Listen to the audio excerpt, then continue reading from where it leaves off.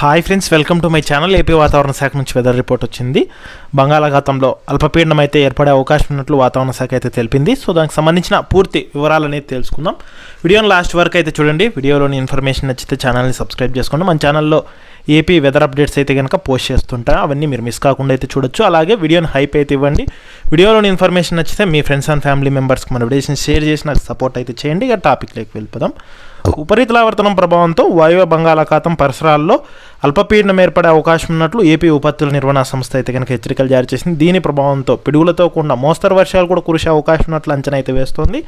ఇక పూర్తి వివరాల్లోకి వెళ్తే వాయువ్య బంగాళాఖాతం మరియు దాని పరిసర ప్రాంతాలపై ఉన్న ఉపరితలావర్తనము సగటు సముద్ర మట్టానికి 7.6 కిలోమీటర్ల ఎత్తు వరకు విస్తరించి ఎత్తుకు వెళ్లే కొలది నైరుతి దిశగా వంగి ఉంది. దీని ప్రభావంతో ఆగస్టు 12వ తేదీ నాటికి అదే ప్రాంతంలో అల్పపీడనం ఏర్పడే అవకాశం ఉన్నట్లు వాతావరణ శాఖ అధికారులు అంచనా వేస్తున్నారు. యానాంలో అలాగే ఆంధ్రప్రదేశ్లో దిగువటి రూపవరణంలో పశ్చిమ మరియు వాయువ్య దిశగా గాలులు అయితే వీస్తున్నాయి. వీటన్నిటి ఫలితంగానే ఏపీలో చూసుకుంటే బుధవారం రోజున పలు ప్రాంతాల్లో అయితే కనుక పిడుగులతో కూడిన మోస్తరు వర్షాలు కురిసే అవకాశం ఉన్నట్లు వాతావరణ శాఖ తెలిపింది.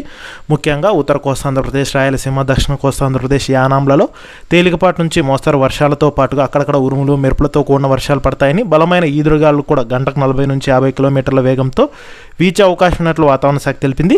ఇక రానున్న 3 గంటల్లో అనకాపల్లి జిల్లాకి అయితే కనుక రెడ్ అలర్ట్ జారీ చేశారు.